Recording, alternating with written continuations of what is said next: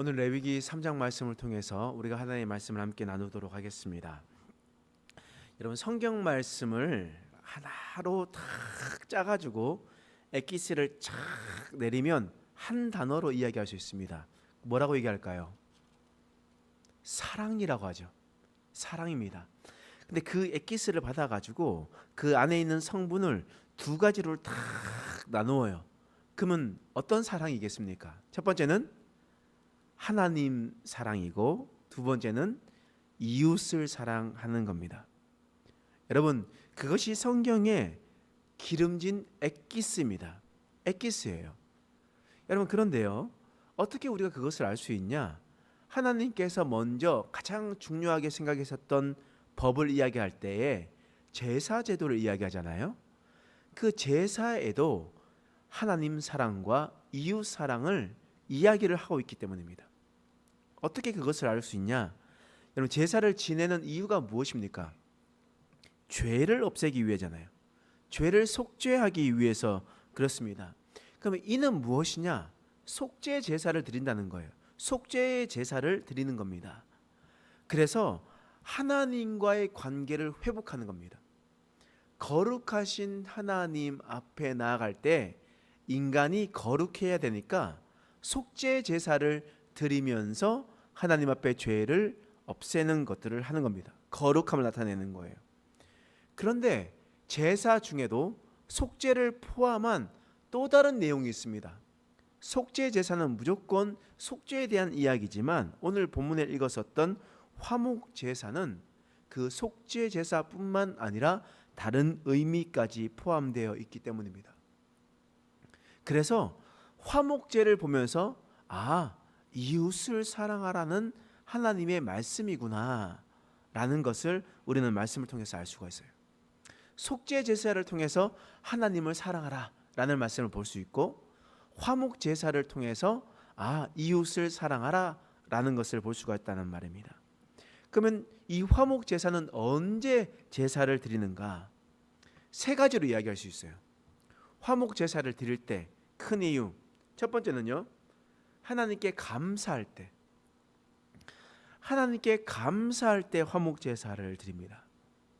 그러니까 우리 자식이 좋은 학교에 들어갔습니다. 좋은 직장에 들어갔습니다. 우리 사업이 잘 되었습니다. 그리고 내가 또 살아가다 보니까 하나님께서 나에게 건강을 주셨습니다. 내가 살아가는 모든 순간순간이 하나님의 은혜였습니다. 이러한 감사를 드릴 때 하나님 앞에 우리가 감사 예물을 드리잖아요. 감사 헌금을 드리잖아요. 그런 것과 같이 화목 제사를 드렸습니다. 나의 주어진 것에 감사해서. 두 번째는 자원할 때, 하나님께 아낌없이 바치고 싶을 때, 그때 화목 제사를 드렸습니다. 하나님, 제가 가지고 있는 것 하나님께 바치겠습니다. 하나님, 내가 아낌없이 하나님께 드리겠습니다. 내가 자원하는 마음으로 주님 앞에 나아가겠습니다. 이런 마음이 들 때 화목 제사를 드립니다. 세 번째는요, 서원을 할 때 그렇게 합니다. 하나님, 내가 하나님과 이런 약속을 할게요. 하나님, 내가 이런 약속을 하겠습니다. 그러면서 맹세하면서 하나님께 제사를 드리는 겁니다. 이때 화목 제사를 드리는 거예요.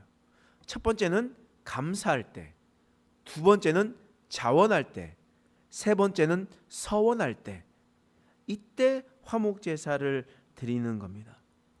그럼 화목 제사 어떻게 드리냐? 1절 말씀이에요. 읽어보겠습니다. 시작.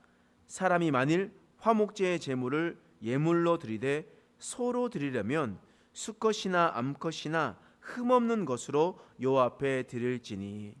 이제 화목 제물은요, 흠없는 것, 암컷이나 수컷이나 상관없이 흠없는 것을 하나님께 드리라고 말씀하셨습니다. 그리고 어떻게 하냐? 2절 말씀이에요. 읽겠습니다. 시작. 그 예물의 머리에 안수하고 회막문에서 잡을 것이요, 아론의 제사장들은 그 피를 제단 사방에 뿌릴 것이며. 모든 제사 비슷합니다. 똑같습니다. 우리 번제 드릴 때의 모습과 비슷하죠. 예물을 가지고 와서 머리에 안수합니다. 안수하는 사람이 누구예요? 제사장입니까? 제사를 드리는 사람입니까? 제사를 드리는 사람이죠. 그러면 회막문 앞에서 잡는 것이 누굽니까? 제사장입니까? 아니면 제사를 드리는 사람입니까? 제사를 드리는 사람이 소를 잡는 거예요. 소의 제사면 소를 잡을 때 머리에 안수도 죄 지은 사람, 제사를 드린 사람이 안수를 하고, 회막문에서 소를 잡는 것도 바로 죄 지은 사람, 바로 제사를 드린 사람이 잡습니다. 왜냐하면 그 뒤에 보면 아론의 자손들은 이라고 나오죠. 그러니까 주어가 바뀌게 됩니다. 그러니까 주어가 바뀐다는 것은 곧 그 주어가 원래 있었던 사람이 달라졌다는 뜻이잖아요. 그래서 피를 제단 사방에 뿌릴 것이며, 그러니까 제사장은 하는 일이 뭐냐면 그 피를 가지고 오면 그 피를 제단 사방에 뿌리는 일을 하는 것이지, 예물을 가지고 온 것을 짐승에게 안수하거나 또는 그 회막에서 잡는 것이 아니다라는 것을 보여주고 있습니다. 그런데 이 번제 드릴 때는요, 각을 떠서 그 각을 가지고 제사장이 들어가면 그 제사장의 그 각을 뜬 것을 가지고 하나님 앞에 불을 태워서 다 드린다고 우리 성경에서 나와 있습니다. 그런데 화목제에서는 여기서 달라집니다. 똑같이 제사 드리는 방식은 똑같은데 화제를 드릴 때 달라지는 거예요. 어떻게 달라지냐? 3절에서 4절 말씀이에요. 읽어보겠습니다. 시작. 그는 또 그 화목제의 제물 중에서 여호와께 화제를 드릴지니 곧 내장에 덮인 기름과 내장에 붙은 모든 기름과 두 콩팥과 그 위에 기름 곧 허리 쪽에 있는 것과 간에 덮인 덧꺼풀을 콩팥과 함께 떼어낼 것이요. 여러분, 지금 화목 제물 중에서 어떻게 하냐? 화제를 드릴 때, 불로 태워서 드릴 때 무엇을 태운다고 합니까? 내장에 덮인 기름, 그리고 내장에 붙은 모든 기름, 그리고 콩팥. 콩팥은 피를 맑게 해주잖아요. 피를 맑게 해주는 것, 콩팥을 가지고 기름을 가지고 하나님께 그것을 태웠습니다. 화제로 드렸어요. 번제는 모든 것을 몽땅 다 태웠는데 화목제는 그 기름만 태웠습니다. 여러분, 기름만 태웠어요. 여러분, 기름이 얼마나 태워질 때 얼마나 고소한 향기를 냅니까? 여러분, 말씀 보면 레위기서 3장 17절 말씀 보면 이런 말씀도 있어요. 3장 마지막 절 말씀인데요. 한번 읽어보겠습니다. 시작. 너희는 기름과 피를 먹지 말라. 이는 너희의 모든 처소에서 너희 대대로 지킬 영원한 규례니라. 너희는 그 기름을, 피를 절대 먹지 말래요. 여러분, 여러분들 좋아하실지 모르겠지만 소의 대창이나 이게 창자 종류를 보면 이렇게 잡아서 꺼내 보면 깨끗하게 창자만 나오는 것이 아니라 그 옆에 그 지방질이 가득 차 있는 것을 우리는 볼 수가 있습니다. 근데 그것을 잘 빨아가지고 그것을 뒤집어가지고 그 꺼풀 기름을 그 안에 넣고 이제 대창을 만들잖아요. 그래서 이제 요리를 하면 그 기름이 나오고 그 기름을 통해서 함께 먹습니다. 율법에 의해서 그거 먹으면 됩니까, 안 됩니까? 율법으로는 절대 먹지 말라라고 이야기를 했습니다. 율법에서는 이제 먹을 것은요 이렇게 먹지 말라고 되어 있습니다. 그런데 우리가 사망의 율법의 조문에 따르는 것이 아니라 예수 그리스도의 십자가의 공로로 우리가 구원받는 거지 율법으로 인해서 구원받는 건 아니잖아요. 율법을 통해서 지금 죄를 짓고 있는 거예요. 대창을 먹어도 우리는 지금 죄를 짓고 있는 거고, 돼지고기를 먹어도 우리는 죄를 짓고 있는 겁니다. 근데 그거를 통해서 우리가 구원받는 것이 아니라 우리가 십자가의 은혜로 구원을 받는 거니까 괜찮다라고 우리는 이야기를 하는 거예요. 그렇게 이야기를 하는 겁니다. 근데 엄연히 따지고 보면 율법을 어기고 있는 그런 상황인 것은 뭐 분명해요. 분명합니다. 그런데 하나님께서 이러한 상황 속에서도 옛날에는 어떻게 했냐? 하나님 앞에 이 모든 내장의 기름과 두 콩팥은 반드시 하나님께 드려라. 하나님께 드려서 하나님께 그것을 불태워서 드려라 라고 얘기했습니다. 그러면 여러분 생각해 보십시오. 소를 잡았습니다. 안에 있는 내장과 콩팥을 드러내고 그것을 잘 씻고 정리해서 하나님 앞에 드렸습니다. 그러면 나머지는 어떡합니까? 나머지는, 이게 바로 하나님께서 이웃을 사랑하는 의미와 같습니다. 나머지에 있는 것은 화목제물은요, 반드시 이웃과 나누어야 합니다. 왜냐하면 성경 말씀에 보면 이 레위기 7장 15절의 말씀에 보더라도 감사로 드리는 제물이 있으면 반드시 그날에 먹으래요. 만약에 서원이나 자원하는 것이 있으면 그 이튿날까지 먹으래요. 그러니까 소를 한 마리 잡잖아요. 소를 한 마리 잡으면 그 소를 잡은 것을 감사함으로 드렸으면, 감사해서 했으면 어떻게 해야 된다고요? 하루 만에 다 먹어야 돼요.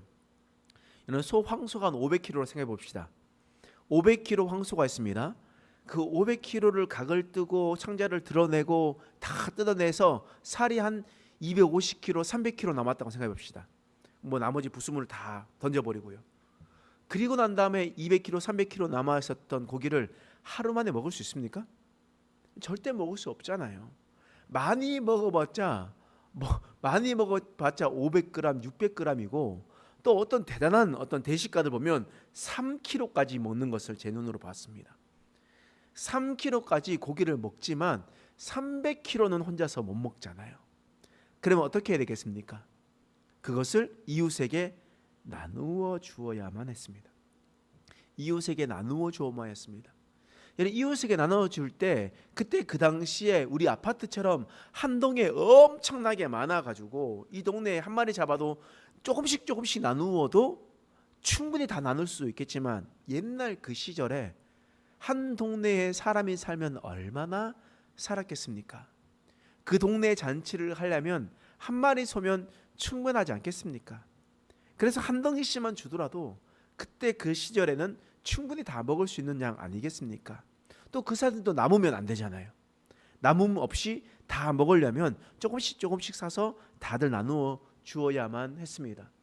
그러면 여러분, 기분 나쁘다고 내가 싫어하는 사람, 이 사람이 나한테 욕했다고, 나한테 뭐 했다고 그 사람한테 안 줄 수가 있겠습니까? 그러니까 일일이 다 찾아가서 줘야만 그 모든 고기를 다 소비할 수가 있는 거예요. 그러면 하나님께서 무슨 말씀이겠습니까? 내가 하나님 앞에 감사해서 집을 지었습니다. 집을 지은 것이 너무나 감사해요. 그래서 그 집을 지은 것을 감사를 해서 그 소를 한 마리 잡았고 하나님께 화목제물을 드렸습니다. 나머지를 다 나누어 주고 있는 겁니다. 다 나누어 주고 있는 거예요. 그러면서 나의 모든 원수들까지도 사랑하면서 그 사랑을 이웃에게 전해라라고 하나님께서 명령하시는 겁니다. 이처럼 레위기 처음 부분에 하나님께서 이웃 사랑을 먼저 말씀하신 이유가 있는 거예요. 하나님께서 이 땅에 오신 이유는, 예수님께서 이 땅에 오신 이유는요, 바로 우리의 죄를 사하기 위해서 그의 아들을 보내셨고, 그의 아들을 화목 제물로 삼으셔서 우리를 평안케 해 주셨다는 겁니다. 그러면 우리가 찬송을 하면서 하나님이 아들을 보내신 것은 우리의 죄를 사하기 위함이요, 그의 아들을 화목제로 삼으셔서 죄 용서를 하셨다라는 말은 바로 곧 우리가 이 땅에 살아갈 때에 예수님께서 오신 이유를 분명히 기억하라는 겁니다. 그 이유는 먼저 내가 죽을 수밖에 없는 죄인인데 나를 용서하시고 구원해 주신 은혜에 감사해라. 그리고 그 감사함으로 그 은혜를 이웃에게 나누어라 라고 하나님께서 말씀하시는 겁니다. 그러므로 너희는 하나님과 관계를 회복하고 이웃과 관계를 회복하라, 하나님께서 말씀하십니다. 이것이 바로 하나님께서 화목제물을 주신 이유고, 예수님이 바로 화목제물인 이유인 것입니다. 우리가 이 내용들을 잘 기억해서 하나님, 우리가 나의 죄사함만 생각하며 살아가는 것이 아니라 그 은혜에 감사해서 이웃들과도 나눌 수 있는 자들이 되게 하여 주십시오. 이것이 바로 우리의 사명이요 하나님께서 주신 뜻임을 믿으며 살아가는 저와 여러분 되시길 간절히 소망합니다. 기도하겠습니다. 하나님, 오늘도 화목 제물을 우리에게 주신 것을 감사합니다. 예수님께서 이 땅에 오신 이유는 우리의 죄사함을 위한 속죄 죄 때문이요, 또한 화목 제물 삼으신 것은 그 은혜에 감사해서 이웃들과 함께 그 사랑을 나누라는 하나님의 명령인 것을 기억합니다. 하나님, 우리가 이 마음을 품고 살아가게 하여 주시옵소서. 참다운 주님의 사랑을 생각하며 하나님의 뜻을 생각해서 하나님의 사랑하고 이웃을 사랑하는 믿음의 백성 되게 하여 주시옵소서. 감사드리며 예수님의 이름으로 간절히 기도드립니다. 아멘.